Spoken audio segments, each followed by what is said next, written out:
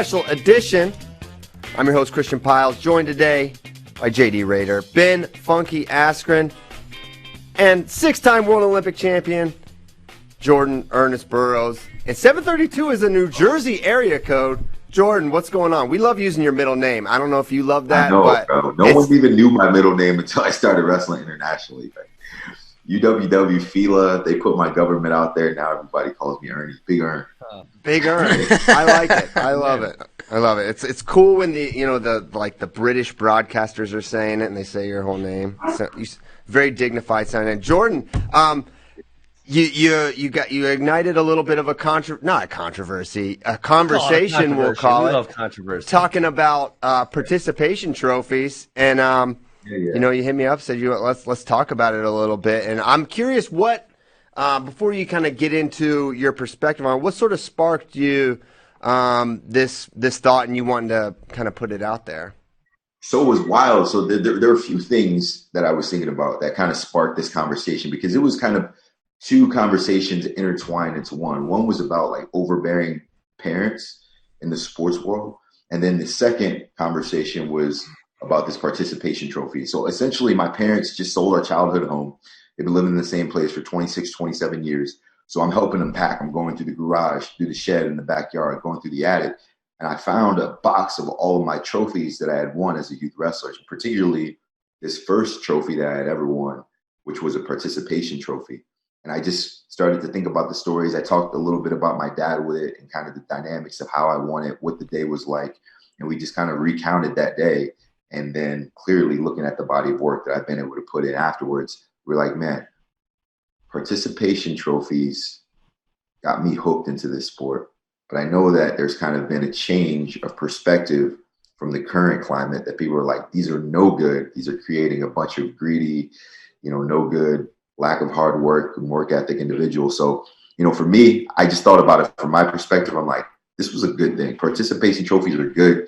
I think they should be given to youth wrestlers. And I think it sparks more than it detracts.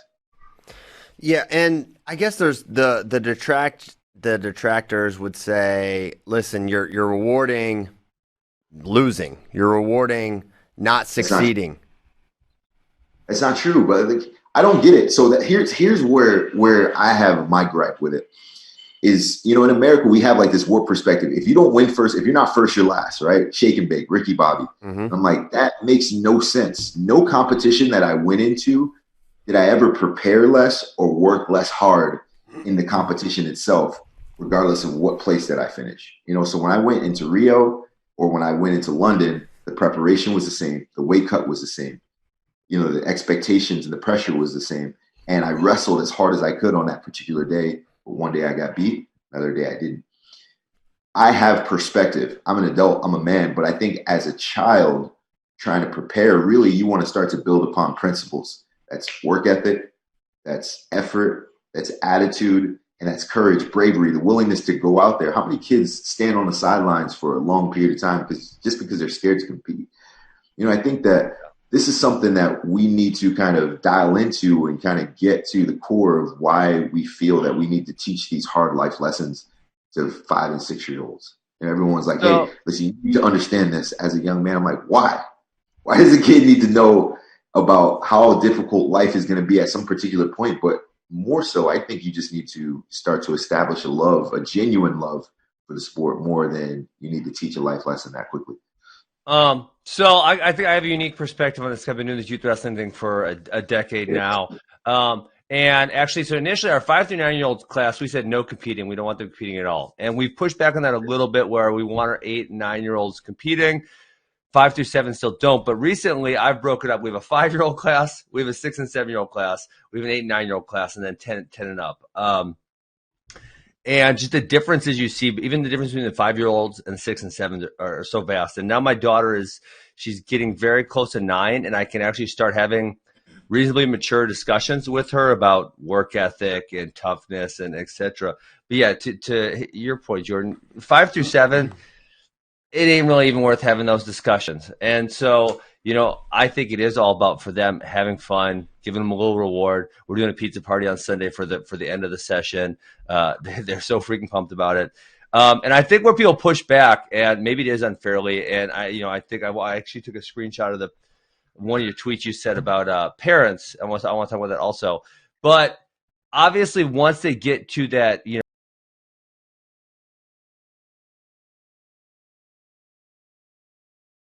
are you putting the right amount of work ethic in? Like, are you getting what you deserve type of stuff? Then I think that's maybe where people push back on participation trophies. If they do it before that, I would just say like, yeah, they don't get it. Yeah, I definitely think there's an age range where you start to understand, like, okay, this is probably a period of time where we've got to recognize that things are going to start to get a little bit serious, and we're going to have to kind of change the viewpoint of each of these individuals. Like, we've instilled all these principles in you. Now it truly is about the spirit of competition. Understand there's going to be a loser and a winner. But I never really settled at the participation trophy because it was always the smallest. And it was like the least significant rinky-dink piece of plastic where I would always prefer to go home with the biggest trophy. So every time my dad showed me the trophy room, of course, the first place trophy was the tallest. The participation trophy was the smallest and the least cool looking. So no one really wanted that trophy. But I tell you what, after a long day and after maybe a poor performance, it was nice to know that you were going home with something. Not that you would feel equivalent to the guy that went home with the first place trophy, but at least you'd have something to show off. Because really, that was all it was about. It's like, hey, I got celebrated, I got rewarded. I don't know. I'm just kind of a no. So I agree. And actually, just to go on that point, I had a parent with a 5 and 7 year old just last week, and then your conversation you brought up made me talk to Max about something. So they said something like, well. Yeah, their names are Sam and Ben. Sam and Ben have been coming to practice a whole bunch, and they're like, when do we just stop coming to practice? When do we get to wrestle somebody? And I'm like, yeah, like we don't really do that till age 8. We just because there are negative consequences. They go to a tournament, they get smashed. Lots of kids are like, yeah, this ain't for me. So Max and I said like, hey, what if we do we have 5 academies, all of our 5 and 7 year olds together. All of them get a participation trophy, give them 2 matches, send them with a slice of pizza. They're super happy. And now they're not bored with the same old practice. So, I mean, that's made us think about what we can do to make our 5 through 7 year olds experience better. Because they don't want to just go to practice. I guess they're kind of bored by it. And I've seen that in other kids also. Well, you want something tangible. Here's the thing. Like when you're 5 to 7 years old, coming in and just playing games and letting them scrap is plenty good for those guys. Yeah. Right. So a lot of what we do is just developing skills in terms of athleticism, understanding spatial awareness, how to move your body. Competition will come at a later date, but all of these kids are competitive, at least most of them. And so I think about it like this. I was hooked because I got an opportunity to win something on my very first try. I didn't earn it, but I had practiced for weeks leading up to this event. So imagine if you're a kid, you go to wrestling practice twice a week, a couple hours each day. You do this for a series of weeks or months. Then you go to your first competition and you get your butt kicked. And then you go to a next competition the following weekend and you get your butt kicked. And so now you have these series of events where you can't win, but you're putting the same amount of effort every single week going to your practices, putting the work, putting on your wrestling shoes, getting beat up in practice, but also trying to develop. Like, what would convince you to stay outside of some sort of token of gratitude or appreciation? Like, hey, listen, we see you. We understand that you're putting the effort in. Otherwise, you're like, you suck, kid. This sport you're not cut out for this sport. Move on. A lot of coaches think that. That is literally the opinion of a lot of coaches. Just FYI. Yeah. But they're warping the perspective, bro, because they're like, you need to learn these hard lessons at a young age. But when you get to an older age, they're like, okay, well, you have to just kind of naturally be okay with losing. So it's like we're not really teaching people how to operate from a mental space perspective and like being mentally healthy. It's a really weird dynamic. I would actually say a lot of coaches maybe not want is not the right word, but they have an expectation that a high percentage of the kids are going to quit. And when I brought this up a handful of years ago, but USA Wrestling's participation rate year over year retention rate is 60%, meaning 100 kids start this year, only 60 of those will be the next year, only 36 of those will be the year after that. And that's really terrible. And when I hear, if you give out trophies, you'll keep more of them. I guarantee it. I said if you gave out trophies, yeah. I mean, the way we think about it, Two is hard. There's no doubt about that. But it's like you throw and this is how a lot of coaches think about it, unfortunately. You throw the frog into a boiling pot of water, the frog jumps out. You throw the frog into a pot of water and it warms up slowly. All of a sudden they're getting boiled and they don't even know it, So that's kind of Well, how we here's the think deal, about and it. like, if you think about it, wrestling's not fun. Like Mhm. wrestling's not a fun sport unless you learn to love it. So I I was actually with love it. my son Beacon the other day, and I'm watching wrestling practice, and here's what kind of sparked this conversation for me is I took Beacon to two, so he went to three practices 3 days in a row. So Monday he went to wrestling practice. Tuesday, my buddy Vince Jones started a youth wrestling club back in South Jersey, so we went to support him. So we went to two wrestling practices in a row, and then on Wednesday we took him to gymnastics practice. So anyway, on Thursday, his teacher sends us an email and says, "Hey, Beacon's just doesn't seem very happy today. He just seems a little bit overwhelmed. He's teary-eyed and he's having a rough day." And so I'm like, okay, I wonder what's going on. So I go and pick him up from school about an hour early, just kind of take him to a coffee shop, sit down and talk with him. And he's like, "Dad, I'm just feeling a little overwhelmed. Yesterday was a long day. I went straight from school to your wrestling practice to watch you train, and then you took me to wrestling practice, and it was just a whole lot going on." Right. And so from that perspective, I'm thinking like, damn, never in this period of time where I'm trying to build and develop him and put him in position to be successful did I think that this might be too much, because it's not strenuous. It just takes a lot of time. Right. And so it's the consistency of the effort that is difficult for him. And so when I'm watching him train, I'm watching practice, no one wants to drill significantly. Guys don't want to go out there and learn all these movements. What they prefer to do, or at least from my estimation, is they want to play games. They want to do cartwheels. They want to do bear crawls. They want Well, to, what age are we talking specifically? my son's Beacon's 7, right? He's 7, and he's wrestled for a year, right? So he's still kind of a novice in terms of his growth and development in this sport. But I love it, so I'm trying to keep him engaged, and I'm trying to balance this factor of being dad and allowing him to express his emotion and keeping him earnest, but also making sure that he's getting what I think he needs to become a better athlete, a better young man. So it's really tricky sometimes. And that's kind of what spurred this dad conversation for me. I'm like, man, I'm so glad that my son had the courage and the confidence to come up to me and tell me that he was having a rough day, or else this is going to be a continuous thing where I'm like, hey, I'm taking you to practice because this is going to develop you. And at some point, you're going to be able to be great at this and learn a lot of stuff. So I don't know. It was just a unique week. Finding the participation trophy and having Beacon be overwhelmed all in the same week, it kind of got me thinking about my own life, my development, how I grew up, how much I trained. And it was a good time of reflection. I think one of the fallacies with the people that are like, man, participation trophies are bad because of X, Y, and Z. And one of the things they're thinking is like, well, these guys are going to think with poor performance, potentially poor effort, that they're getting rewarded. But I think for most kids, they know they didn't win, right? I think most kids know, hey, I'm not getting this because I was the best. They understand they didn't win the match. They understand they didn't win the game. I remember my little league team. We won the whole championship, the Churchville Reds, and I was definitely the worst player on the team by far, bar none. I remember getting the trophy for winning. I didn't get any hits, nothing. The whole run, I got the trophy. I was like, oh, okay. I mean, this doesn't mean anything. I didn't really contribute how old this were way. you? I was 8 or 9, I would say. I was 16, actually. I was just kidding. 17. They still let me play in the Little League. Honestly, though, like for me, the trophy gave me identity. I was the youngest of 4 in my family, so I was the runt. My first weight class was 45 pounds. So when I came home with something that none of my other siblings had possessed or had ever done before, like that made me feel good, bro. I felt like a boss in my family at that point. So I got celebrated. Like people would start coming to my matches to see me perform, and my trophies kind of became a part of who I was. When I would win a trophy, my mom and dad would present it. We would go to wrestling practice every Monday, and our coaches would present it in front of the rest of the team. So I'm like, I became that guy. I'm like, I'm officially a wrestler now. Just training doesn't really make you a wrestler.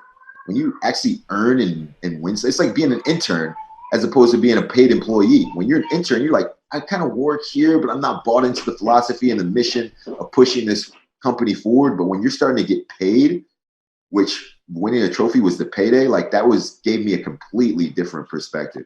And so when that got ingrained in me, I was like, I'm a wrestler now. This is awesome. People love to come and watch me compete to see what I can bring home. It's a really cool experience. Yeah, and I think a lot of people, and the reason I love sports or love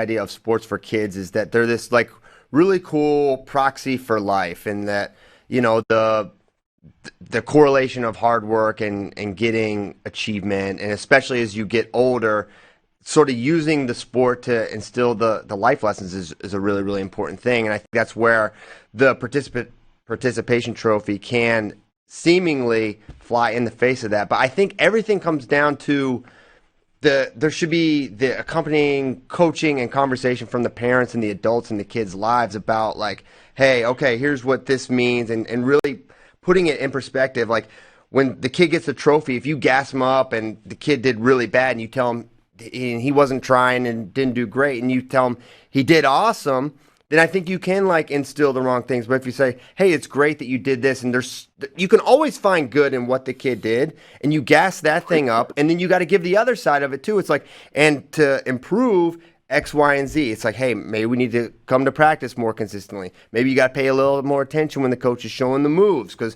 you got pinned in this move or whatever. And I think if that goes along with the participation trophy, then they can be a great thing. Because Caleb, we entered him in his first competition a month or so ago, and I did the classic dad move of double entering him into the rookie and the open division because I didn't know how he'd do. So he got second in the rookie, and he went over in the novice one. But because he finished top 6 or 8, even though he didn't win a match, he got a thing for both of them. And he did think that was really a cool thing. He was and probably walking around both of those trophies on his shoulder, feeling like a boss. He had the medals. It looked like feeling. Yeah. You know, I started to think about all of the things in regards to today's society and sports that could be considered like participation trophies. Like, think of how many people cling to the title of round of 12, essentially a participation trophy. Think how many people cling to being an NCAA qualifier, being a world team member with no medal, being in the Final Four of the NCAA championships in basketball. Like, there's so many things that we cling to that there's this title associated with what took a ton of effort and preparation to get to this level. Even though you weren't the champion, all of these things are considered, in my estimation, participation trophies. So I think, yes, you want some sort of recognition, even as an adult. Like, there's so many times where you're like, hey, it doesn't take much, but I just want to be recognized. I want people to understand the level of effort that I put in to get to this point and this achievement. And I think it's something unique, but I think it's something that kids need to be taught. We need to celebrate their effort, celebrate their bravery and courage, but also keep them hungry. Like, hey, listen, this is what we achieved today. Now let's see how much better we can get. Let's see if we can go even further as we move forward. That's all I'm talking about. What are your thoughts on competition for Beacon and for youth wrestlers? Ben has like a pretty specific thoughts about it. I think me and Ben kind of share some of the similar sentiments, which, for once I agree with Ben. But I think I'm in a unique position because Beacon is going to have a ton of pressure on him in anything that he does, particularly in wrestling. Every tournament that we go to, he is going to have such a significant amount of expectation from the world where they're like, yo, this is JB's boy. So every dad of every wrestler that he wrestles is going to be essentially believe that he's wrestling me. If my boy beats your boy, then I beat you, right? So I'm trying to protect him from all this pressure that he's going to undoubtedly feel if he pursues a career in wrestling. But I also understand that this is a good thing, right? Pressure is privilege, and this expectation can elevate him to a higher level where he understands dynamics that no other kid is getting at that particular age. So I want to keep him out of competition for a period of time where I can protect his mind. The one thing I don't want him to do is go out there and get hammered and then lose love for the sport. Second thing, I don't want him to go out there and feel pressure and feel the need to live up to the expectations set by the world and that he needs to prove something to me because I love him regardless. And then third, I think I just want him to develop a genuine love for the sport. He's still a baby. He loves the sport because I do it and he's been around it so much. But I also know that when he gets serious about it, when he asks me like, hey, Dad, I'm really ready and willing to compete, then we'll start to kind of operate from a different perspective. I told him to write down his goals this year. And one of his goals was to wrestle in a tournament and to win a trophy. And so, like, as I kind of thought about it, I'm like, man, I don't think he's ready for this yet. At some point, he will be. But I'm in this position where, I want to delay competition because I want him to just appreciate the workload.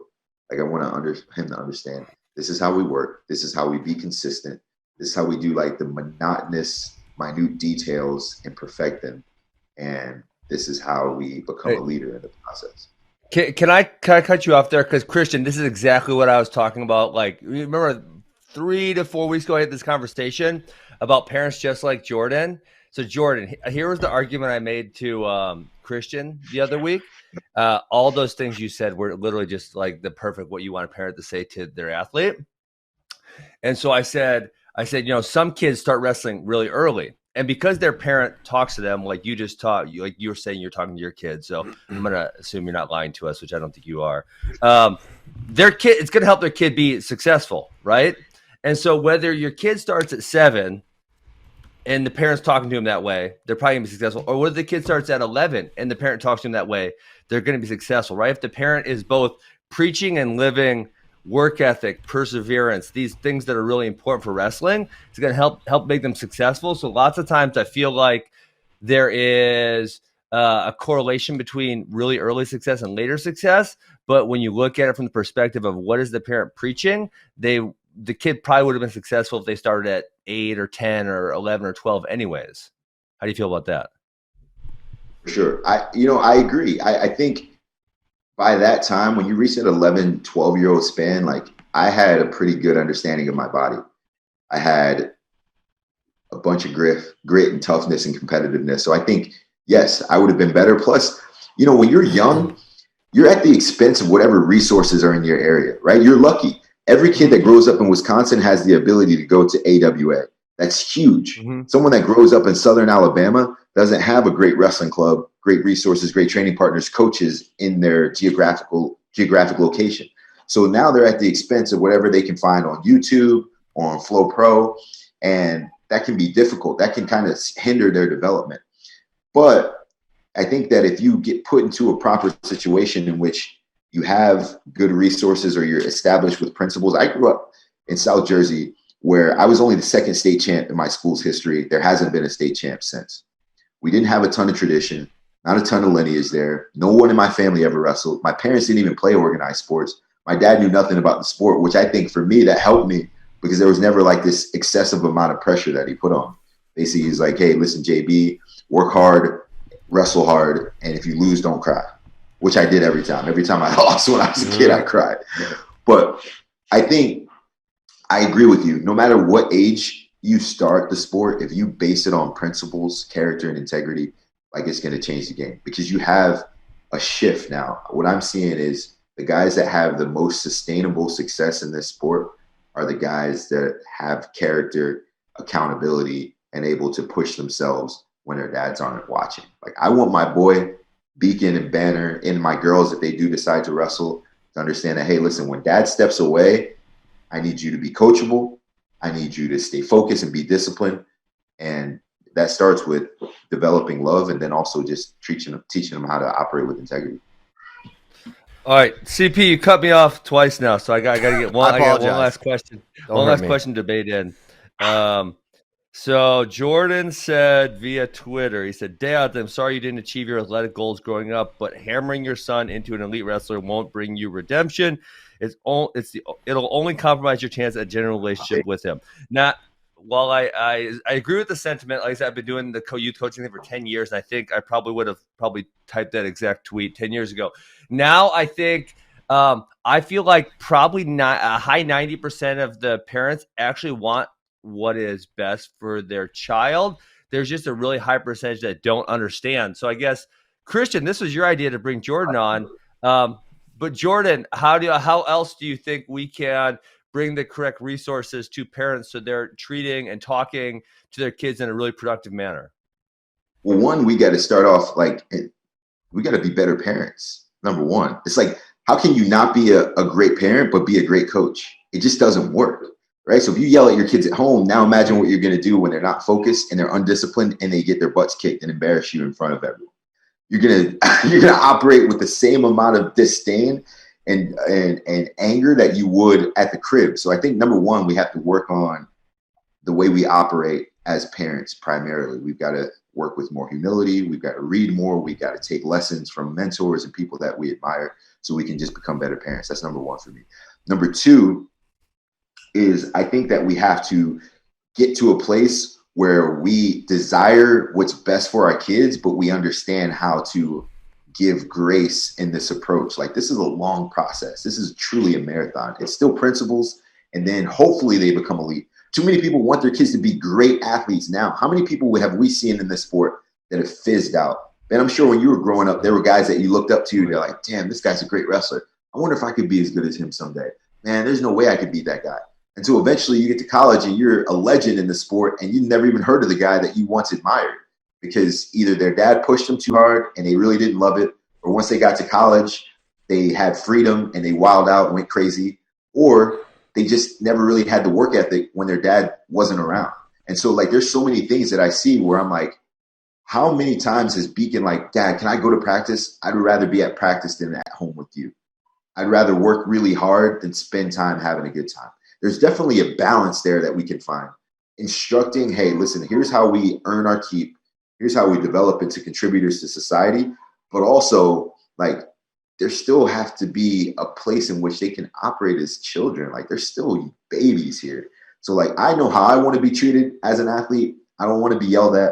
I don't want to be chastised. I don't need a rah-rah guy. I just want someone that's going to pour into me, that's going to encourage me, that says that they see great things in me. And then they're going to give me the blueprint and kind of the structure in which I can emerge and have a good time. So I think those things are important.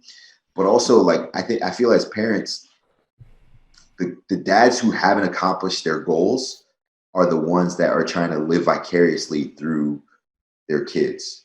The ones who have achieved a high level of success begets success. Most of the people that you see and that have done really well are the ones that are going back to their kids and saying, hey, listen, I know what this is going to take. This is a really difficult journey that you're embarking on. It's really hard. Let me approach this from the perspective of, I know how I want to be coached. I know the way I don't want to be approached. Let me kind of take all of these things that I've learned on this journey and give them back to you. Because, like, at this point, I'm like, bro, like, I've done it. So whether Beacon is a champion or not, like, that is not where I'm embarking. I think the things that I've learned in this sport, the opportunities that have been presented to me, the people that I've met, who I've become, is what's important for me. College, traveling the world, met some of my best friends, met my wife through this sport. I've learned so much about character. Like, those are the things that I'm trying to implement into my family. But, you know, if they just so happen to be elite and they do extremely well and they get a lot of W's, like, I have no problem with that at all either. I've seen a lot of dads in the sport that are actually professionally, maybe not athletically, but super high achievers that I think take it to the nth degree and take it really hard. And I feel like a lot of it is the dads obviously view the kid as an extension of them, and they just feel like they've willed themselves to wherever they are in life, a pretty good place, and they feel like they can do that with their kid. And then it's not that they're trying to live through the kid necessarily. It's like, no, this kid is actually me. And you're representative of our family. You better win. Yeah, exactly. I think so much of it from the parenting perspective is like not about it's about having an accountability about the right thing, and it's about the things I think you're all talking about. You're only talking about the effort, and you're talking about the attitude and the perseverance, and you're never talking about like or chastising or coming down on a kid for performance. And I think the kid is always gonna hold themselves to desiring achieving, winning the match, winning a thing. That's always going to be there. I think for a kid that's in sports and really wants to win, that is always going to be there. The desire to win, I think, is innate with so many people just naturally that you don't even have to like foster that. You don't have to nurture like the desire to win, this innate like competitive drive. I don't think. I think what you have to foster is the work ethic, drive, and the things that we know sport really helps. Let's say if Caleb asked you, Dad, why do you want me to win so bad? Right? What's your response? Why do you want me to win so bad, Dad? Yeah, I don't know what I don't. It's like I want him. It's not that I want him to win. I mean, of course, I want him to win, but I don't want him to win so bad. I want him to build the habits that I think lead to be a successful person. I think you are going to be more successful if you learn that working hard, showing up, being a good person, listening to your coach. I mean, that's you're going to have a boss in your life, and you need to listen to them and support them. So I think doing those things are what is actually important. And then I think the winning comes on the other side of that, and you don't even have to address or talk about that and say, and maybe you do say, hey, yeah, I think focusing on this will help you have success in life. And whether you'll be an Olympic champion wrestler or wrestle in college, I don't know. But I know that the habits you build in sport and in school are going to help you have a more fulfilled life. I think that is the message. So, Ben, let me ask you this quick question. So what I've seen is people are like, everyone that has been given participation trophies then develops this attitude of entitlement, right? A lot of grown adults have participation trophy mentalities. What has been your experience with youth wrestlers? If you're lazy, do you remain lazy? Can you develop someone who has an entitlement issue into a tough wrestler, into someone that's principled? Or does participation trophies stymie kind of the mental growth and capacity of a young wrestler? So I would say no. And I was going to actually kind of answer that last question you guys are debating. Also, like, I don't think I've ever gotten upset with an athlete strictly over the result of the match, right? Win or lose. It would be more like performance based. Like, was it, obviously the first thing is, was it great effort or not great effort, right? We need that. And then, after that, it's like, were there things we're talking about? Like, I always tell this one really stupid story about one of my wrestlers he's at Wisconsin now, so he made D1, but he was down 8-0 at the first period. He shot 4 head inside singles and he got dumped 4 times in a freestyle match. I said, he came to the corner. I said, listen, bro, I don't care what you do. If you shoot a head inside single again, you're freaking walking home.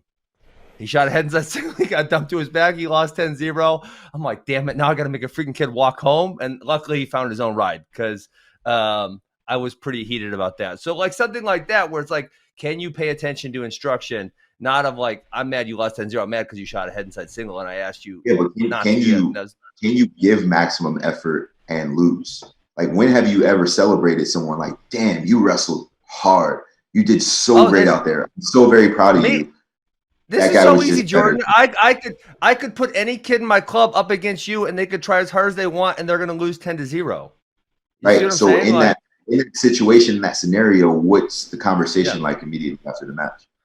In that scenario, when it's not winnable in any way, shape, or form, it's just like it's almost not even worth putting your kids in those matches because we're not going to learn a lot. So I actually think about it on both sides. It's like we don't really care about the matches we can't win. If I put any of my wrestlers up against you, there's 0 chance they're even going to score a point.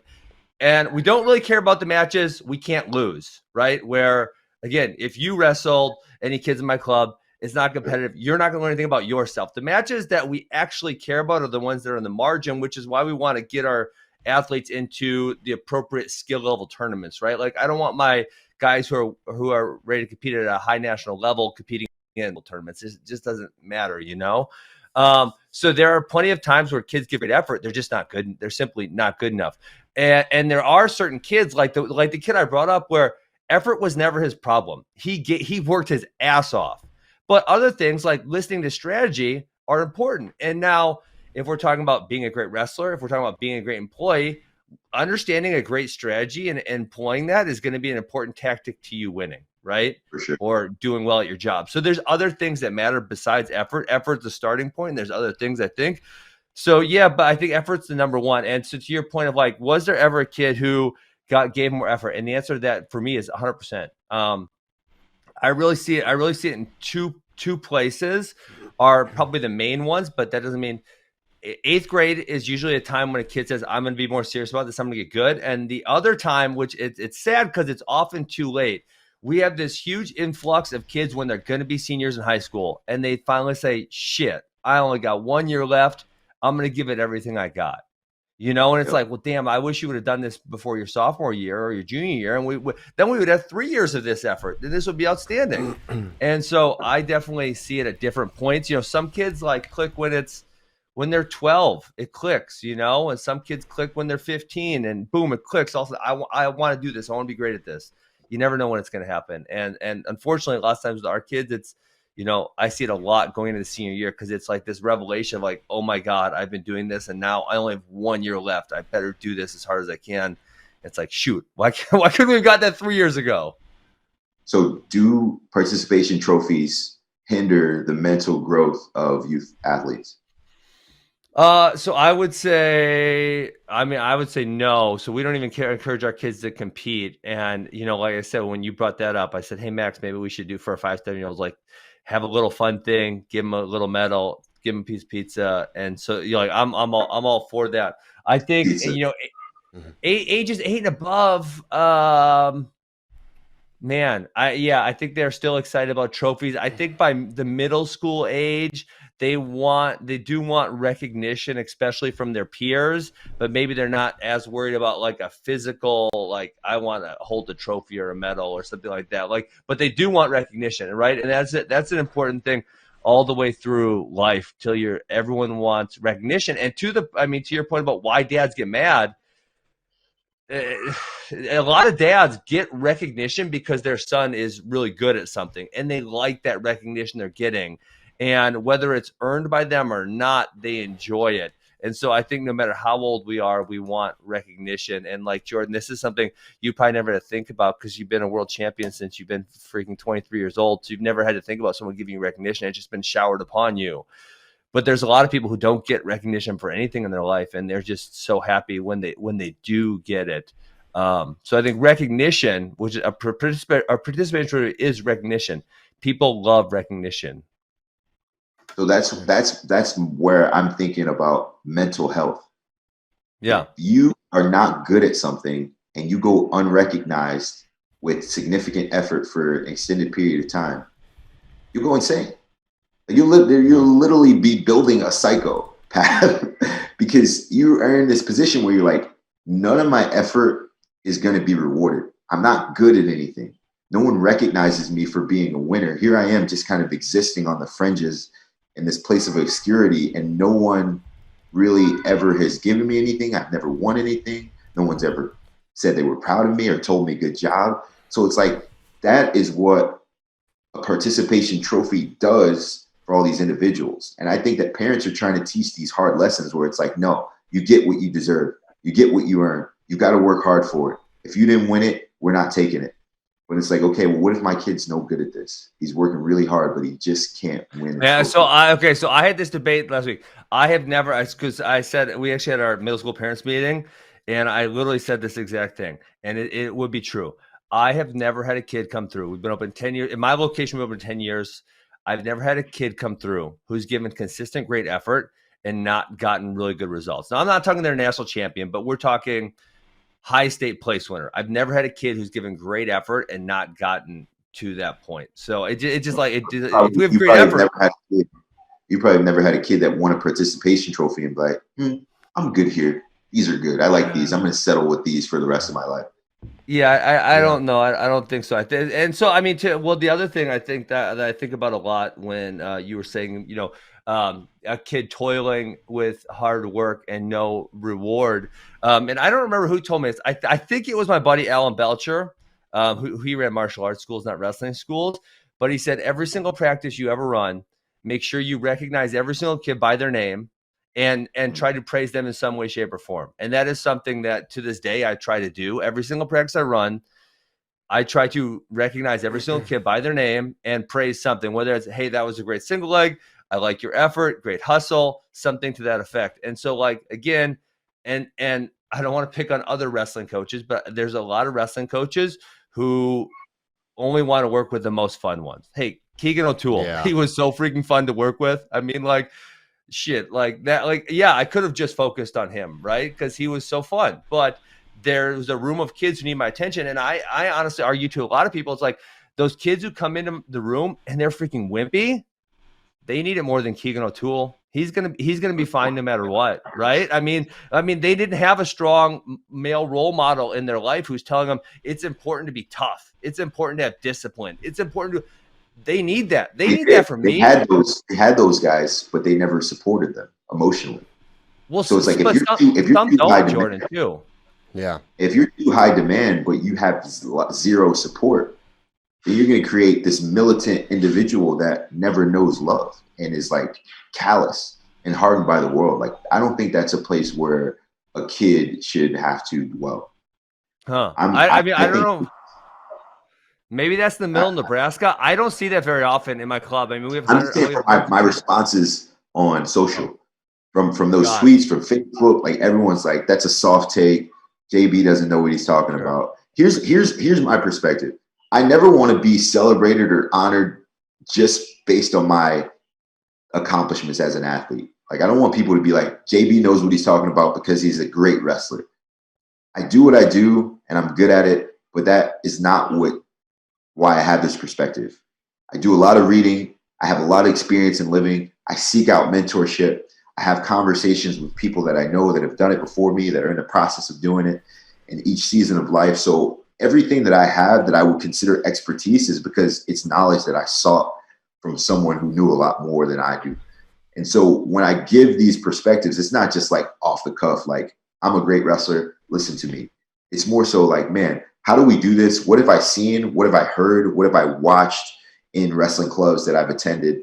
And how can we improve on this? Because when I talk about parents, when I just say parents, dads, I'm in that same category. Like, I'm not kind of elevating myself on this pedestal where I'm talking down to people. I'm saying, hey, listen, if I'm not careful, I can end up in this same place where I'm bashing these people and I'm one of them. So I'm just trying to encourage people to say, hey, listen, this is what we can do. There's a better way, a more nuanced way. It's going to take more deliberate approach and more strategy. But I think if we can do it right, like, we change the way these wrestlers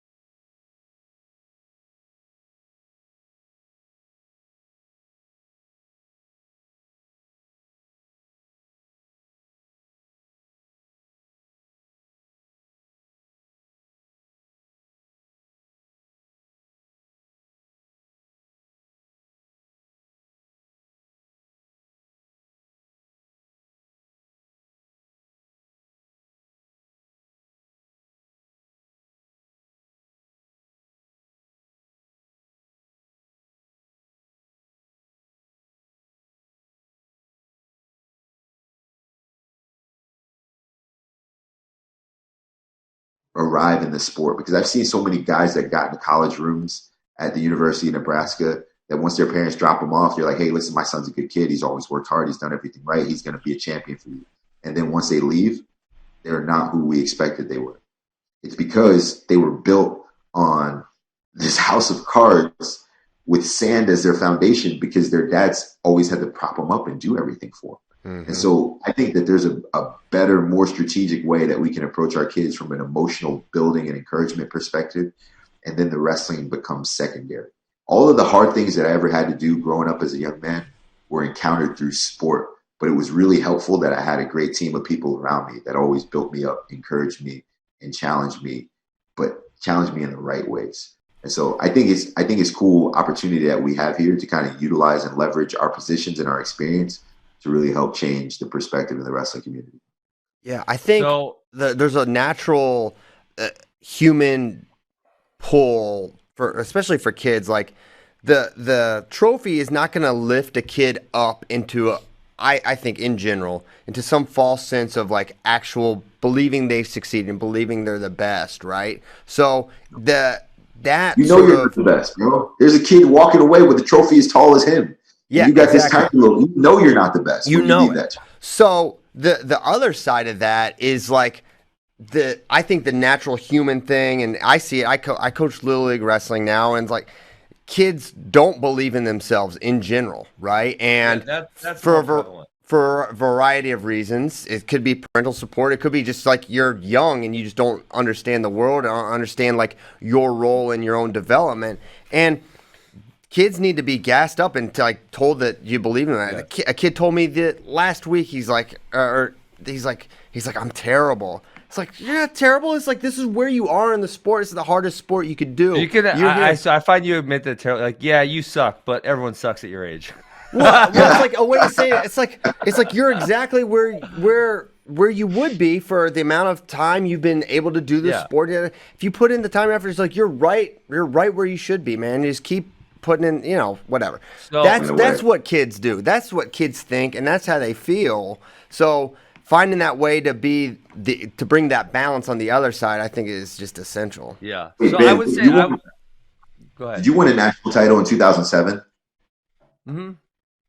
Right. So let me kind of juxtapose this where we're at right now. When Ben won his his second NCAA title, that was your senior year, 2007. Yes. It was my true freshman year. Detroit, the Palace, and Auburn Hills. I was 1 and 2 at the NCAA championships. I watched Ben Askren win a national championship. So at that point, I'm looking at myself, and the reality is I'm not very good. Didn't All-American, small town in South Jersey. No one in my family ever wrestled. So now I get to this position where I'm on the big stage. I remember going to my first NCAA tournament in 2006. It was my senior year of high school. My high school coach promised me if I was a state champion, he'd take me to watch the NCAAs. He took me to Oklahoma City. I watched Dustin Slater win the national championship at 149 pounds as a true freshman. Fast forward a year later, I'm a true freshman. In the first round of the tournament, I've got the number 1 seed, returning national champion, Dustin Slater. And so get beat, go to the backside, lose again to the number 2 seed, Matt Storniolo. And I'm watching everyone in the NCAA finals because I'm sitting where the rest of the people who don't make the final sit, and you don't get into the parade of All-Americans, just in the student section of the arena. And I'm watching. I'm like, man, I stink. I stink at this. I don't know how I can get better. I'm in the fire. It's really hard. I'm giving my best effort. But these guys are so far ahead of me, whether they started sooner, they have better coaching, better resources, they went to a better school. I don't know how I'm going to get there. But, through, just relentless effort, a ton of encouragement, you get to this place where you start to improve, and then you get to a space where you're like, man, maybe I could really be good at this. So I think that, one of the things that encouraged me most, and I've told this story a few times, but in 2008, when I finished third at the NCAA tournament, I didn't believe I could beat Brent Metcalf. I lost to him in the semifinals, 8-4. I didn't believe. He was too tough, wrestled too hard, great conditioning. Didn't believe I could beat him. I was afraid. I just tried to keep the score respectable. So anyway, I beat returning national finalist Josh Torella on the backside for bronze. And so we had TiVo at the time. So I remember going home that summer. My dad recorded everything. Big 12 championships, NCAA championships. And so I went back and watched my third place match. And after my third place match, I didn't realize I ran out of the arena to just go see my family. I was excited about it. But Mark Manning did an interview with Quint Kessenich immediately after the match. And he said, hey, you got to love this Jordan Burroughs kid. He's a sophomore, true sophomore from Sicklerville, New Jersey. He came out here and won a bronze medal in a really tough weight class. What do you think about this kid? Man, he's like, yeah, he's a really tough kid. He's a warrior. I believe he's going to be a national champion someday. And in that moment, at home, back in Jersey, watching this pre-recorded on TiVo months later, it gave me this sort of inspiration where I felt like, man, I never heard this before. Like, this dude really believes in me. He says that I can be a national champion. He believes that I'm the best guy on the team. And I had one MVP on the team that year with Paul Donahoe, who was a returning national champion on our squad. So like that belief and that pour in and that buy-in for me happened only when I believed that the people around me actually believed in me. So I think that at some point we have to encourage the people, the youth wrestlers, to say, hey, listen, even though you're in a fire, even though it's really hard right now, I think that you have the chops to be great. What greatness looks like is going to be determined by you, or determined by the future. But ultimately, I think that I always grew the most when people told me how good I could become. I trusted my coaches, and it made it a lot easier for me to wrestle for someone that I believed in. So I was able to dial in and focus and say, man, how good can I get at this? How hard can I work? This third is cool, but I really like to be a champion. Being good doesn't mean losing to good guys really closely.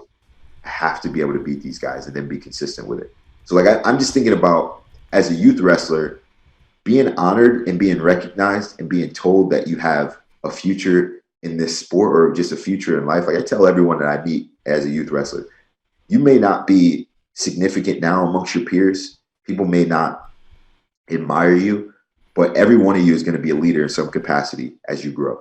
You're either going to be a husband, a father, a CEO, business owner, manager, employee, friend, coworker. You're all going to be in a position where people are going to rely on you and count on you to do the right thing and operate with integrity. This is why wrestling is important. If you can give someone the belief that there is something bigger beyond where they are at this particular point and not just the trophies, I think that's going to really change the dynamic of how they look at themselves. Because the confidence issue comes from when you look at yourself, like reality doesn't always align with the people around you tell you. And so I had serious confidence issues. Every time I walked into a tournament, when I saw Ben Askren, when I saw Brent Metcalf, when I saw these champions on the front of the USA Wrestling magazine, on the front of Women's magazine, I was like, I don't belong here. I can't beat these guys. They've been here way before me, and they've done it way longer. They're way better at it. But I think what gave me confidence before the championships was the people that believed in me. So it kind of goes back to this chicken and the egg conversation. Do you need to be confident before you can have a big win? Or do you need a big win to give you confidence and propel you forward? It's really tricky, but yeah, I think the pour-in is gonna kind of help facilitate the buy-in. Everything. No, you're good. Everything comes back to The Wire for me. And I remember the famous, you've all watched The Wire here. You had to reference The Wire. Okay, so all right, so let me go here. This will take 2 seconds. It's a perfect little 10-second coaching story that I think makes me think about coaching.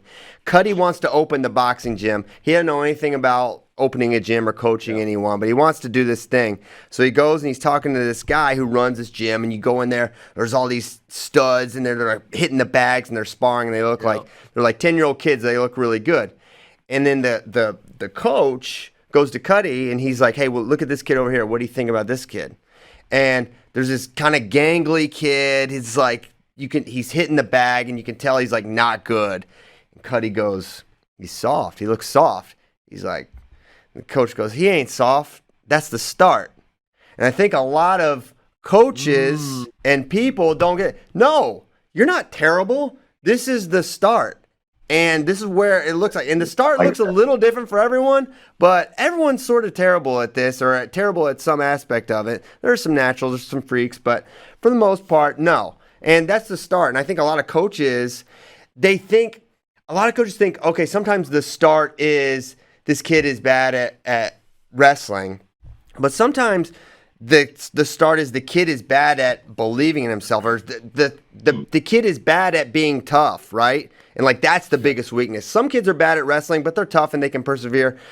And that's the thing you have to develop, is the skill. But sometimes you have to develop that toughness and get the kid to believe in himself. And that's way, way harder than teaching a high crotch or a single leg. And that's why so many coaches will just say, those are the coaches that say, oh, kids that don't want to wear singlets are too soft, and that's why they don't belong in the sport. They wouldn't have made it anyways. Because those coaches just can't challenge themselves to actually dig deep and figure out a way, okay, how can I develop this kid? And I think that's one of the biggest problems in wrestling today. So, okay, so I believe that's the point I was making earlier. And then, I mean, Jordan said it essentially about, he didn't believe in himself even when he was, third at the NCAA championships. Is like, I think, Jordan, you referenced some of the militant parents who made their kids real hard ass, and then they go to college and they go wild. And that That absolutely happens. And so, obviously, if you're at University of Nebraska and kids are coming to wrestle on the team, you're never going to see any of those really soft kids because they probably wouldn't have made it that far. But I think those are the ones, as a coach, I can have the biggest impact on, because there are a lot of kids that don't believe in themselves, and there are a lot of kids who unfortunately don't grow up in an experience where someone, whether it's a parent, a sibling, a teacher at school, a peer, is telling them, like, you can do it. There are some people that don't have that person in their life that, hey, it's hard, get tough, you can freaking do it. Let's go. And so, like, to be the person in that person's life who's telling them that, like, that's a really important thing, regardless of whether they go on to win a state title or not. But if you can get them to believe in themselves, their chances of winning something is obviously going to go up immensely, and the impact you're going to have on their life is really huge. Yeah, I think that's the driving factor, is like, we can do hard things. How do you get someone to accept willingly challenges that will undoubtedly encounter, but, you know, not just being able to hold up, but to be able to seek challenges. I was reading a book called Chase the Lion. It's like every one of us is one brave moment from a completely different life. You know, one moment from operating with complete and absolute courage from changing our lives. So, you know, how do we get to this point where whatever we encounter, whatever obstacle, adversity we face, we can look at it wholeheartedly and say, I'm capable. And even if I'm not at this particular moment, I'm willing to prepare myself for the opportunity to be ready to accomplish it. So I think this is all good stuff, man. Kids need it. AWA, they've got, listen, you want me to come out and talk to you guys? You want me to get them fired up? Let me know, Ben. Yeah. I've been trying to come out and do a wrestling camp for Ben for like a decade. He won't invite me out. All right. Yeah, it's gonna happen now. Get him out there, Ben. No excuses. Can't fly me out. And Ben, for those kids that, like, they get that fire, you know, sort of too late, you know, their senior year, I think that's still like an awesome place for a kid to get to. Like, I know for me, you guys know a little of my story.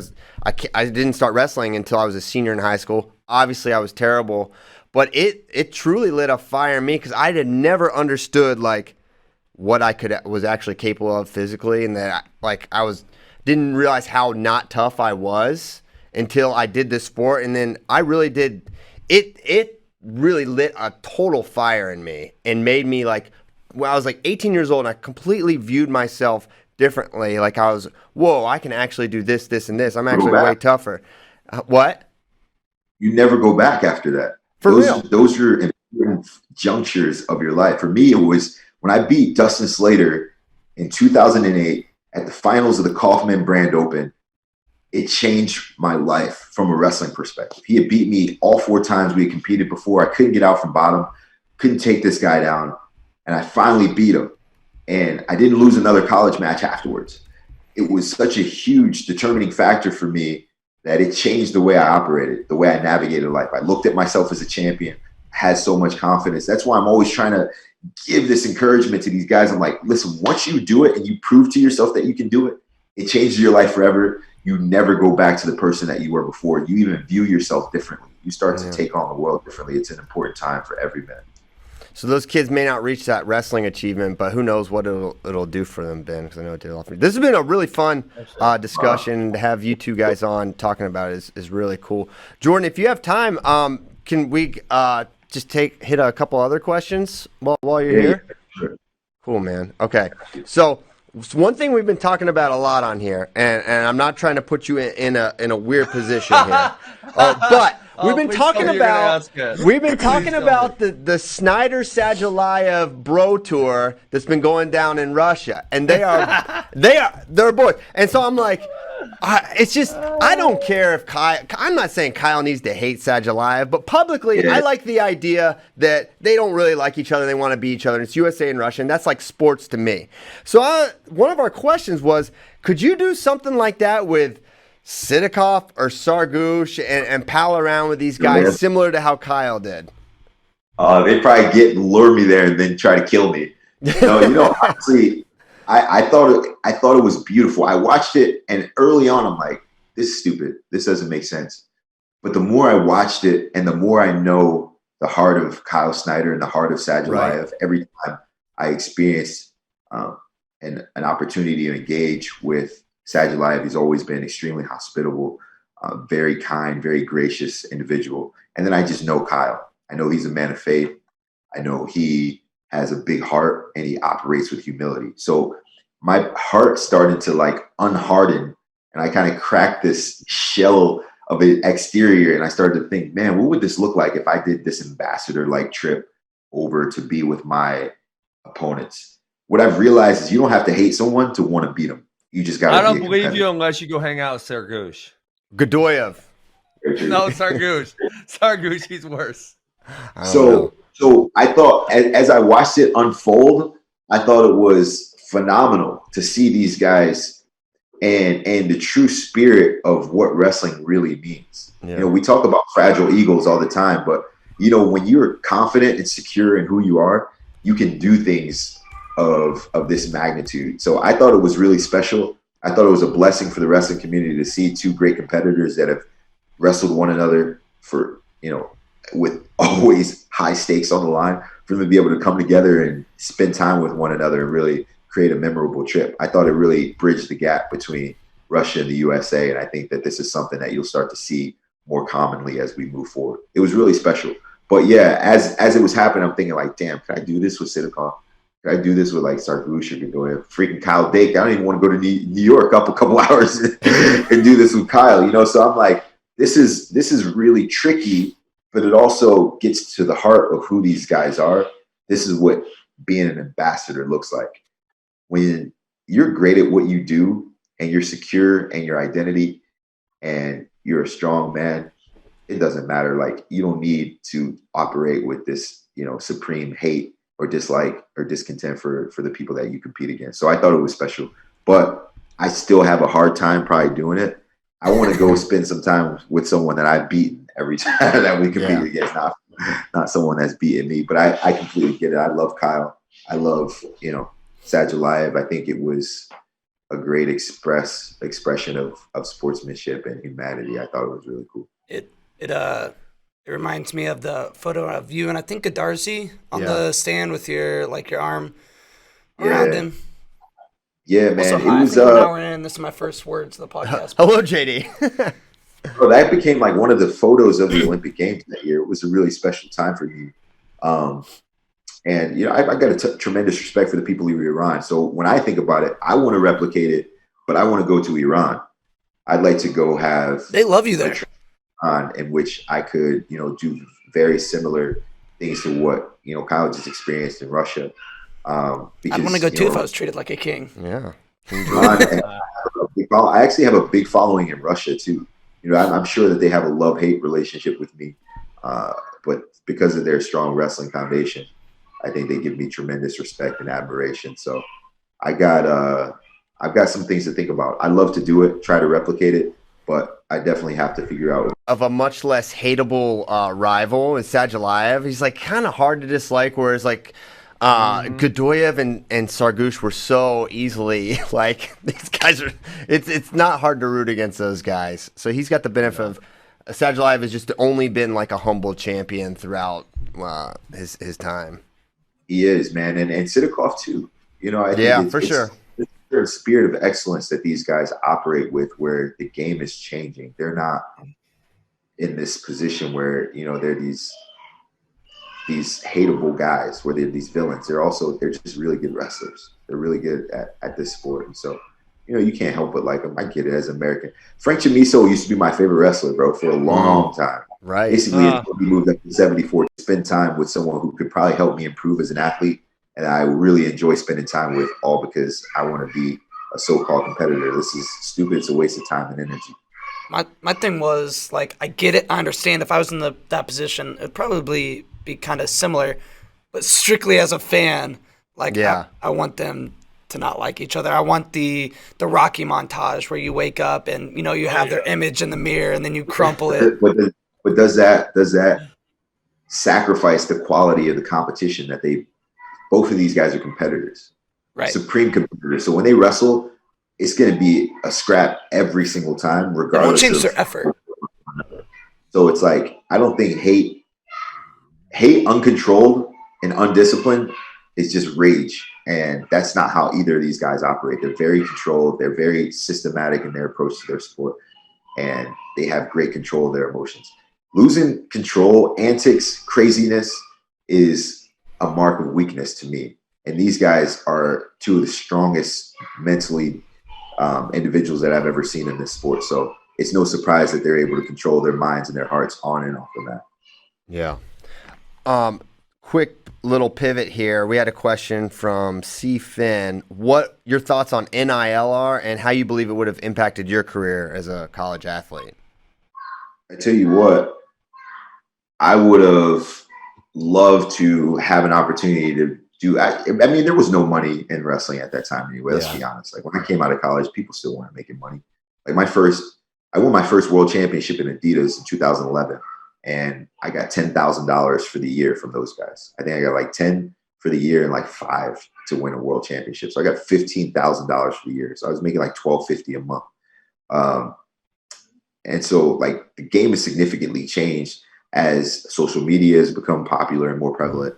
As the sport's just grown, people have recognized where we are in the sport. I think NIL would have been helpful for me post college because it would have kind of given me the ability to continue to develop, my approach to social and then also to like marketing myself. I was kind of on the cutting edge where social media is becoming big.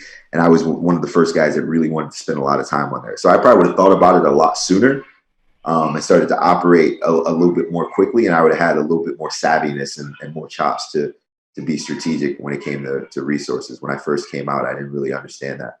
But, I've grown and developed. I think that there are a lot of guys who are doing it well. My favorite right now is probably Roman Bravo Young. RBY, I think, does a really good job with his social page because he's humble, but he's a beast. So you want to watch him compete. He doesn't have to be crazy for you to desire to watch him wrestle. He's going to put on a show every time. So RBY is probably my favorite. I like what David Carr is doing. He's doing a good job. I'm a big Dayton Fix fan. Nick Sirianno is the most mysterious man in wrestling. So he doesn't post often, but when he does, even if it's just a picture of a globe, people go ham and get excited just to see him on social. So go back and look at his last 3 social posts. One was his Michigan post and 2 were globes, and they've got hundreds of comments and thousands of likes. So I think that there are a lot of guys who have figured out how to leverage their personalities and do it really well. And then you got some guys that just are begging for attention in other ways that are trying to, get people to like and comment and click on their stuff. So it's in a unique space that we're in, but I think those young guys are doing a good job. It's fun. I hope they make a lot of money. I hope they win a lot of championships though. Nice. Lane Kiffin came out because yesterday was the football signing day, and Lane Kiffin came out and said in football, so it's a little different, but he's like, yeah, it's just a wild, wild west now. Like kids are just going like where they can get paid most. That's how it is, dog. People are like, I need money. What's up? What you got for me? Did you see? So one recruit did like his, how they put up the thing and they take the hat or whatever. Yeah. One kid, he was sponsored by Takis, and he did that thing just to say he hasn't decided yet, but he probably got paid by Takis like thousands of dollars just to say I haven't signed yet. G move there. It was commercial. It wasn't even a signing. Exactly. Or a commitment. Yeah, it's wild, bro. I don't know how things are going to continue to go, but I'm curious who's making the most. That's not a question. Gable Stevenson's making the most money. I'm curious who is making the most money out of the other pool of guys that are kind of still amateurs that haven't made world teams. I imagine a guy like Dayton Fix probably should be in a place where he's starting to kind of leverage his commitments. The hardest part is guys are going to start selecting colleges based on where they can make the most money. Yeah. You're going to want to go into big markets with strong fan bases with a large donor that's going to help you provide opportunities for yourself. So it's unique. I wonder if NILs will start to replace scholarships, where it's you're like, yo, listen, I can't give you a full ride because we got a lot of guys on our team that we've invested money in. But what I can do is I've got this guy who owns a real estate company and I can give you housing, or I can, give you a free opportunity to, advertise our car dealership and we'll give you a vehicle. whatever that case may look like. But, you know, there's certain people who have an extension of resources that other colleges just don't have access to. So it's going to get really dicey as we move forward. I hope that everyone can continue to operate with integrity, but this is just, again, one of the reasons why I don't want to get into college coaching. It's an honorable and noble profession, but it's a headache. It's a big headache, and I don't want to deal with it. Bringing it back to football, but the number 1 or 2 unanimous recruit in the country chose Jackson State yesterday. Wow. He flipped from Florida State. Also upset Deion Sanders is Jackson State head coach. Florida State lost to Georgia Southern this year. They're terrible. Like, I don't think that was a very difficult decommitment, but I imagine that he probably had some other opportunities elsewhere. But hey, Jackson State they're thriving, bro. You got to understand, like, most of these athletes that are in the football space are Black. They come from Black communities, urban neighborhoods. Like, when I was coming out of high school, I would have loved to go to a place that had a great wrestling team that was in a school with a bunch of people that look like me. Like, everybody that I hung out with, that I engaged with in high school, that I spent most of my time with, all the parties that I went to, my girlfriend at the time, all Black, right? So, like, it was a complete culture shock when I got here to Nebraska, and there was just a small, you know, group of us. And so it was, I think, for whoever that kid is, wherever he's coming from, I imagine he's from a Black neighborhood. He wants to be with people that look like him, that understand the dynamics of his culture, the music he likes to listen to, the people that he wants to be around, how he wants to talk, dress, act, speak. Like, there's a certain level of culture that he's going to get there, and tribalism that you can't really get anywhere. So I think it's a wise move. He's going to be super comfortable in this fit. He might not be on TV, but, you know, I think he's going to really change and shift the game. There are a lot of Black athletes that are choosing to go to these Power 5 conferences, particularly because of the access that it gives them. But, you know, if they all start to shift their commitments and go to, you know, these HBCUs, I think it'll really change the climate, and, you know, investors will have to start putting more money into these colleges. And so their experience will be completely different. It takes one. It takes one. And so he's high level. It's going to really change the game. Morgan State's got a wrestling program now too. Yeah. Right. It's like, what wrestling coach is going to go there? You got to hire a Black man. Number one. That's the number one thing. You got to hire a Black man to be the head coach there. And then he's going to get a lot of those wrestlers from those southern tier states, from, you know, South Carolina, North Carolina, Atlanta, or Georgia, that, you know, kind of fly under the radar, that get lost in the sauce, and they have the opportunity to go and compete at a program like Morgan State, and they're going to be able to build and grow there. So it's an exciting time to be a young Black athlete. And I'm hoping that, you know, these guys continue to operate with, you know, with confidence that they're doing the right thing, and they can have conviction when they make decisions like this. Because it's big. And a lot of people are shunning him, like, dude, what are you doing? You're an idiot. You're going to go to Jackson State over Florida State, or Alabama, Georgia, Clemson, or any of these places. But, you know, you got to go where you feel comfortable, you know, and go where people celebrate you and support you, and you feel good about what you're doing. So hopefully he's feeling good about it. Yeah. Well, that's awesome. And that was awesome to see. Jordan, last question before I let you go, and appreciate your time as always. What's next for you? What's training been like? How are you feeling? And when will we see you on the mat next, you think? Yeah, so I'm just recovering. I had COVID for the second time. And so I'm just recovering from COVID again. And I feel good. I'm just getting back to practice. Training's been good. It hasn't been extremely consistent.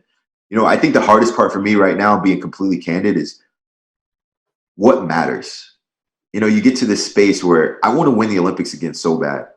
I want the Olympic Games. So even the World Championships don't seem as big of a prize for me any longer. You know, I've won 5 of those. I've only won a single Olympic Games. I want the Olympics. I want to win the Olympics. That's important to me. So I think I'm kind of at this stage now where, you know, I'm starting to think a little bit more about my competition schedule, because I'm trying to preserve longevity in the sport, protect my body. So I'm like, do I need this? Should I tune up? Should I just take this one off? Do I need to practice this hard? Can I take a few days off? And do I need to have a more strategic approach to my training and my preparation? So, you know, that I'm trying to delineate though between what's laziness and which actual like tactics. So it's kind of a tricky position that I'm in, because the reason why I've been able to sustain this long is because I've never said no. You know, I'd rather be sore and uncomfortable than be looked at as a chump. that doesn't want to train hard. You know, I want to always be the guy in the room that's the hardest worker in the room, every room that I go into. So yeah, I'm in a tricky situation now. I'm not sure exactly when my next competition is going to be, but I'm back to training full time, and I'm trying to make a world team. Final X 2022. Let's go. I'm gonna have a lot easier time making weight this Final X than I did last Final X. Let's put it that way. Well, that's we're all glad to hear that, and that makes a lot of sense at this stage in your career to kind of be scaling back somewhat to a degree. What gives you so much confidence in 2024 as a pursuit for you? I don't know. You know what's crazy is Lauren and I, we were thinking about like weight classes. We were like, because you know everyone's texting me like 86. Yeah, that's my master plan. Does 86 really work? Because I'm thinking like, okay, let's say I medal in 2023. I'm in the semifinals, so I really only have to wrestle 2 people at 86. You know, and then I imagine at this point that David Taylor will probably be sitting out to the finals because he's going to run the table. Can I get there? What does that look like? I can't even weigh 189 pounds though. That's the problem. I can't get up to 189 pounds no matter how hard I try, how much I eat, how much I lift. But that might not be a problem. Floating around 184, 185, I still can scrap with the biggest and the best of guys at that weight class. But I want to beat Kyle Dake bad too. You know, so like for me, if I go up to 86 and I don't make the team, I feel like I wasted an opportunity to wrestle Kyle again. I feel good at 74. I'm only like my losses at 74. Like think of who I lost to at 74 in the last 4 or 5 years. It's only been Chamiso and Sidakov and Dake. Chamiso, Sidakov, Dake. Those are the only guys that have beaten me in like the last 3 or 4 years. So it's not like at 74 I've kind of evened the playing ground and guys are just picking me off more periodically. Now it's not happening. I'm still competing at a very high level. It's just really hard to get down to weight. And so it zaps some of the fun out of the sport. But, you know, if I had to have it my way, I want to beat Kyle Dake in the finals of the Olympic trials at 74 kilos and then beat Svidakov in the finals of the Olympic Games in Paris. Like that would be, oh, bro, I'm telling you, like when you talk about completion and like die a happy man, that would be an absolute honor for me. That's the goal. So I think 74 right now, just from a perspective of like the pursuit and the chase and the obstacle is more appropriate. 86 would be easier. It'd be more comfortable because I didn't have to make weight, and I'd probably only have I wouldn't have. I mean, I'd have David Taylor and Yazdani, whoever, Aaron Brooks, Mark Hall, these amazing athletes. But you know, I think when you're not losing weight, it kind of changes the dynamics of the pursuit. But yeah, man, I think 74 is it for me because of these guys that I really want to beat. I remember when Kyle Dake said a couple years ago, he's like, "What if JB goes up to 86?" And he was like, "Well, you know." So that's where I'm kind of in that space now, where I'm like, I want to go and beat these guys because these are guys that I owe one. And so if I don't and I can't, so be it. I'm finished. I can walk away confident that I've done everything I could in this sport. But if I do, like it solidifies all the things that I already know about myself and I think I'm capable of. So it'll be fun. It'll be a fun pursuit. And it creates for a lot better intrigue. You know, like people want to see that. Like people would like to see me and David, but everybody wants to see me and Dick again. I think that would be an epic matchup. Awesome. Jordan, great having you on as always. Thanks so much for coming on. Look forward to catching up with you soon. Thanks again, man. This is awesome. Yeah, for sure. Thank you guys. Yeah. It's been fun, man. Ben, go brush your hair, bro. Great. Jealous. Thanks, JB. The one and only Jordan Burroughs. Fun stuff. Lots of. We're not going to get to everything we maybe wanted to, but that was better than anything we would have gotten. We got to make some picks. Ooh, I'm ready to roast you dudes again, and I ranked the pools here that from the duels. They're coming on Monday and Tuesday, and I'm not so salty about Iowa not wrestling Virginia Tech. I mean, I think it would be better because that one side is a little tougher than the other side. Well, yeah, there's reasons for that. What did Hey, I'm just gonna say, just putting a knot on the JB thing. Last time he came on, totally dismissive of 86. Not even. I never even considered about. A little bit. I think You know what? Is he going? He kind of left put it. a little He's going doubt in down. his brain. But now he thought about it a little more. He kind of gave some credence to some of the ideas. So Operation 86, not fully DOA, although I can understand why he would want to go 74. Let's talk about these duels. We only have 11 minutes. Christian, I can't contribute to the really the youth talk.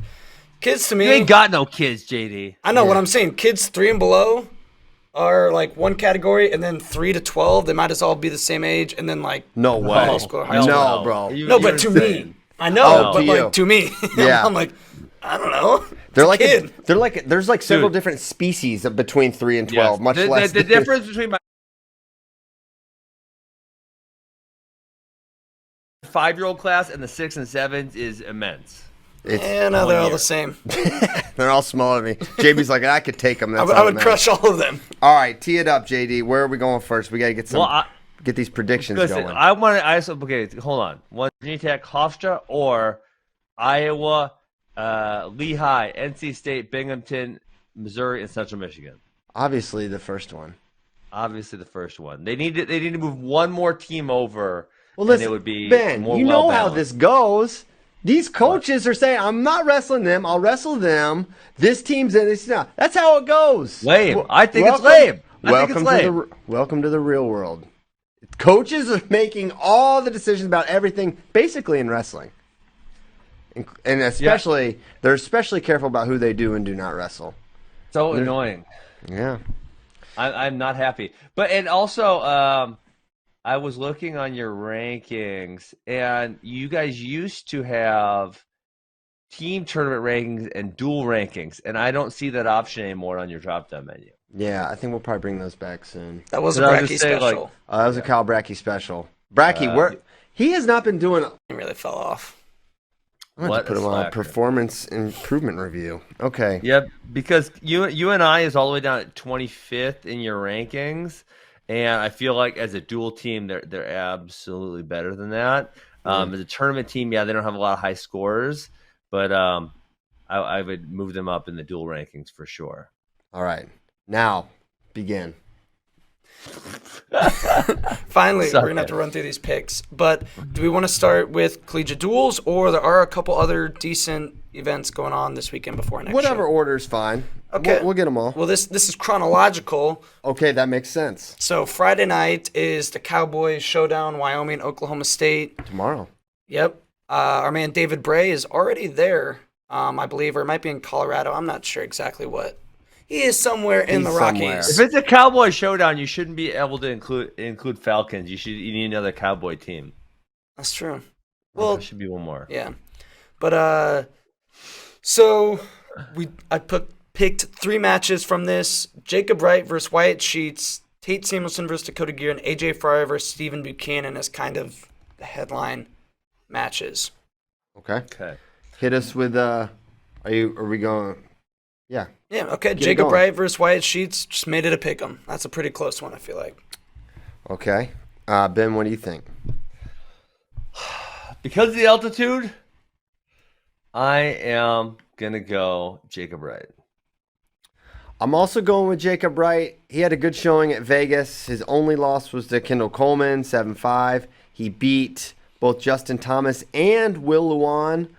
Those are good wins. Sheets look good against Justin Thomas as well. But I'm gonna go with Wright. Screw you guys. I'm going Wyatt Sheets.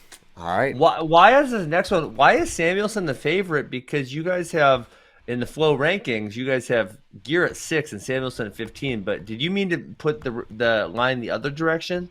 No, because Samuelson beat him twice last year. 10-6 and 6-2. Really? That's Yeah. interesting. What you gonna do about it? I'm picking Tate Samuelson because it was elevation. I was trying to get some extra points with it.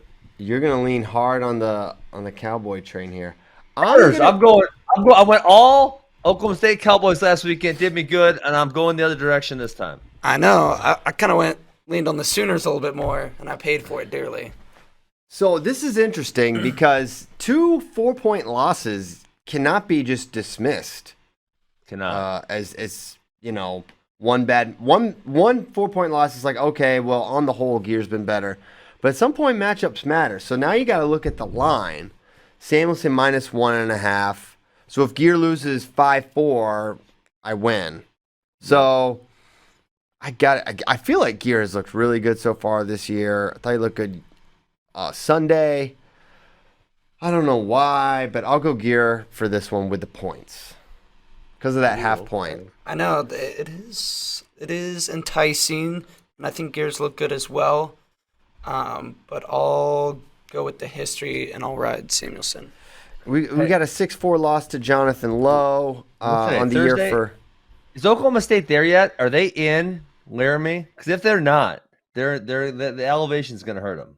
So they're doing the classic double duel at two different locations situation. They're going to wrestle Air Force and then on Friday earlier in the day, and then they're going to drive up to Laramie and wrestle them. Jeez. But when are they getting to? When are they getting to Oklahoma, Air Force? Laramie? That day. No, Air Force. They're probably there right now. I don't know when they got They there. did a week acclimation. They have not been emailing me their travel itineraries here lately. I figure you guys are up on Instagram. What's Ferrari's Instagram say? Yo, Fry been shooting guns. Yeah. And not on the Air Force Base. Well, he's going to love it. Going then? Air Force may try to. This could be a recruiting trip. You know, Coach Barber may be like, hey, if you like guns, this could be the place for you. We put them on planes here. Here at the Air Force. He's got a lot of gold chains, and he's got a WWE hat on in his story. Yeah. Well, he's a WWE athlete now. With Melky and Francis. 3 hours ago. 3 hours ago. They're traveling. They just left this morning. So they left this morning. Oh, that gas tank, boy, their lungs gonna be on fire. The leg's gonna be burning. John's just gonna tell him, just get tough. Elevation's a myth. Okay, next match. Who'd you pick? I'm at Samuelson. Gosh. This one, AJ Ferrari, Stephen Buchanan, Ferrari, a 3.5 point favorite. Buchanan all day. 3.5. Feels too, maybe I was too gut. Yes. But no, 3.5 points is a lot of points. Yes. Dude, he looks so good against just at Vegas in general. He's so hard to score on. Yep, Buchanan for me. He must have beat him pretty bad last year for you to make that line, though. Yeah, I think it was 4 points. And I went Ferrari last week on the 3.5 point line, and he betrayed me by not going after a takedown in the third. So it's 13-8. It's a 5 point match. 13-8 at Big 12s. That was so I'm going Buchanan because Ferrari did me dirty last week. Yeah. Okay. Watch him go and get it done this time. We'll see. That one's live on Flow. Also live on Flow this weekend is Purdue versus Iowa State. Yes. Mm-hmm. The match I pulled from that one was Kyson Terrakina versus Oh. Schroeder covers that. That's what I'm thinking. I think he can. I think he'll win by more than that. Takedown, riding time, escape point. That puts you right there. Yeah, he's so good on top. Yeah, let's go Schroeder. Terrakina's looked pretty salty this I year. Agree. He's definitely made some improvements. I kind of want to go with him, but I'm with you that I think Schroeder is able to win by like 3 or 4. All right, we got to shift into overdrive. Overdrive. Why, you guys got tacos in it or something? I wish. No, we have till 9:52 before Tyler will hit the ejector button. We'll be launched through the season. Finals matches, but we could get an Evan Wick Shane Griffith rematch possibly because both Cal Poly and Stanford are there. The line Wick 3.5. Won by 4. We won by 4, right? I'll take Griffith to cover this time. The adjustments. I'll say, yeah. Are for Shane to make. I mean, I'll say Evan wins by 2 or 3 is what I'll say. I can't envision Evan wrestling a more like perfect and complete match than he did. Yeah, well for him. He just looked. It's like, man, Griffith's the champion. He'll make some adjustments here. I think Wick wins by 2 or 3. So I'm going Griffith with the line. Okay, well, we can't go to the same pick three in a row because it's bound not to happen. So I'm riding Wick. All right.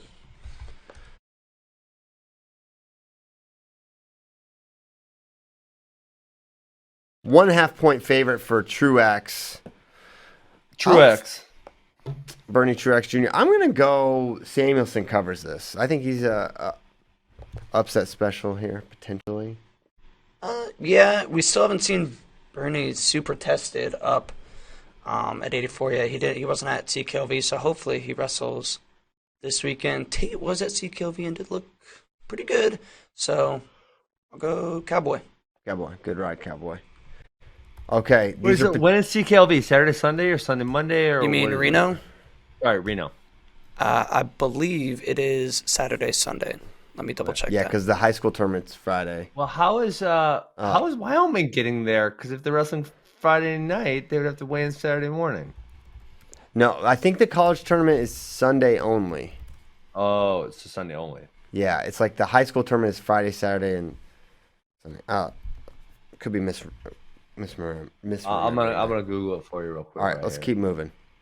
All right, now to collegiate duels. Sunday. Yep, Sunday. Okay, there you go. Possibly the marquee matchup if it happens. Vito Rujao versus RBY.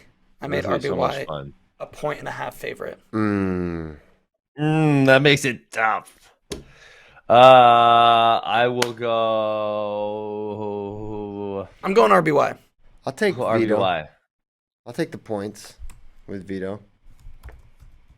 I don't think I'd pick him to win. I think Vito's going 25, so I don't even think this match is possible. But if he goes 33, I will be excited to watch it. You said you thought that you had seen that like announced, but I hadn't seen it. Yeah, I haven't either. But it's just my thought. Anywhere. I know on their probable, not like officially, but on the Collegiate Duels page or whatever, the Rockfin page, that they listed, Vito was listed at 33. So that's kind of what I'm basing. Well, remember he weighed in at Vito weighed in at 131 for the. Yeah, it was my hypothesis that he was going down. But I don't know how official those lineups are that Collegiate Duels put out.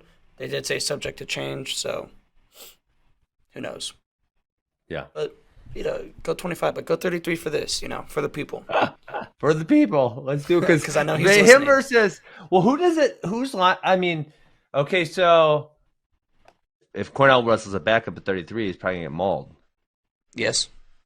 Yeah. Okay. Yes. There you go, Vito. He's wrestling 33. We just decided. Coach Gray. You're welcome, Mike. Also, that duel, possibly Yanni versus Bo Bartlett. I made Yanni a 4.5 point favorite. Because Yanni hasn't been crushing dudes this year, so this line makes me nervous. Because I- Bo Bartlett is not great at scoring points, but he is great at holding position and not giving up points. Yanni covers this. Yanni covers? I go Bo. No. Let me He's see. getting Hold covered on. up. Give me a few He's getting seconds. covered and smothered. Covered and smothered. What did you say, Ben? Covered and smothered. Oh, man. Yeah. I'm going Bartlett. I'm going Yanni wins by 4. Bartlett doesn't lose by a lot. He lost by 2 points to Sasso, 2 points to Blockus, 2 points to Yaya Thomas. I don't think he has any chance of winning, but I think he keeps it close. That's kind of where I'm at, too. Yes. Next one, moving on. Binghamton and Missouri. Lou Dupre versus Rocky Elam. I made Elam a 5.5 point favorite. That's kind of a big favorite. Why did you I know. make it so large? You have your reasons. What are they? Lou Dupre lost a couple times kind of big last year. Yeah. And Holy Elam's moly, really good. Lou Dupre's only got 14 matches this year. Jesus. That's a lot. That's a lot already? He's been in these streets. 12-2. Yeah. He lost 7-5 and 2-0. I'll take Dupre in the points. I'm going to pray. That's a lot of points. Wilson, that was bad. Lost by 4 to Paz. That covers. Elam is better than Britt Wilson. Well, and so is Hunter Bolin, and he only beat him by 3. So therefore, ergo, vis-a-vis. Next up, Brandon Courtney versus Sam Latona. Oh, man. I can't believe you made this line so big, too. Bro. Latona, a fall. Latona. A fall is covering. And Latona is struggling this year. I understand that. Okay, but hold on. Did they all weigh in at the same time? Because the duels, okay, here's my question. The duels happen kind of, it's 2 per 2 hours or whatever, right? So there's a duel at 10 a.m., noon, 2, 4, 6, 8. But correct. So I'm guessing everyone weighs in at 8 a.m., and this duel will happen at 2 p.m. Probably which is 9, 1 hour weigh-in for duels. Okay, significantly later. I'm gonna go Latona covers. That's a large spread.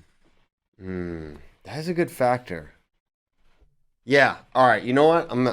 I'm sticking with him. I'm going with Latona. Next one, Kyle Parko versus Bryce Andonian, made Parko 2.5 point favorite. Why'd you make Parko the favorite here? Did he wrestle before? It's All-American. He's looked really good. Yeah, that's interesting. That is interesting. I would not. I could have saw a pick him on this, for sure. Yeah, and I think we all have to pick Andonian now. He beat Andonian 7-4 at the quarters of the NCAAs last year. That may be why.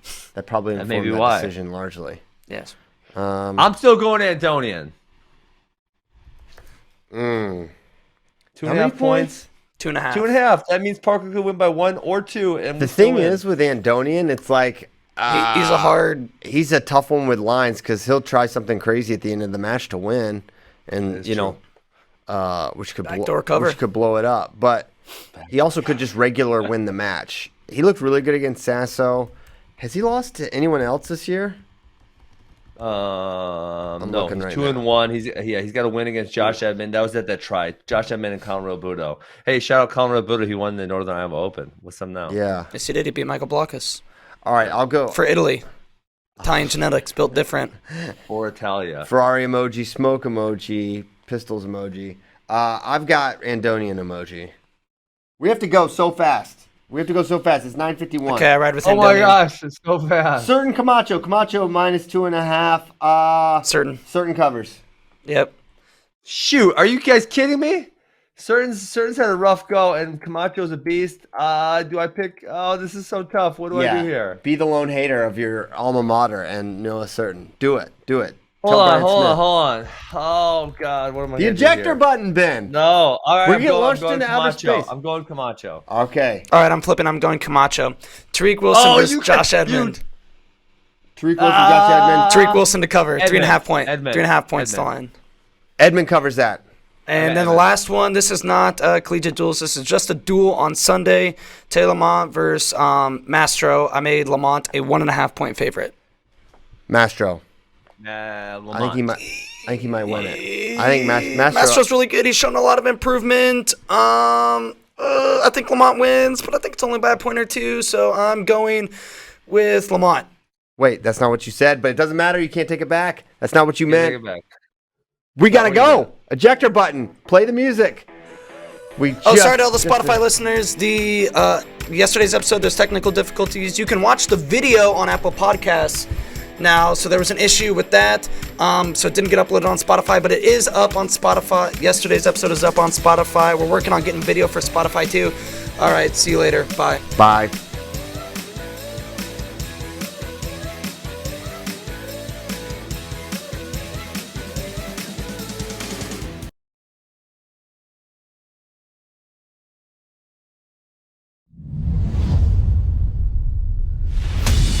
USA Wrestling has seen unprecedented success in recent years. The talent is as rich as it's ever been. Many of today's stars are already legends. For the first time ever, Flow Wrestling is counting down the top 100 American wrestlers of all time. To help us in this journey, we're visiting the greatest wrestling museums in the country. Where does your favorite wrestler land? Tune in each week as we get to number 1.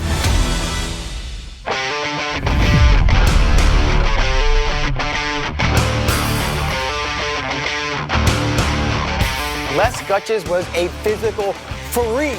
The 3-time NCAA All-American at Oregon State, was a 2-time national champion, going undefeated in his final 2 college seasons, 1995 and 1996. He would go on to take out 3-time world and Olympic champion Kevin Jackson to make the 1996 Olympic team. He was a 1997 world champion and went on to take a bronze medal at the 1999 World Championships. You can talk about credentials all you want with Les Gutches, and they're impressive. He owned the quad from 1996 to 1999, but how about this for a statistic?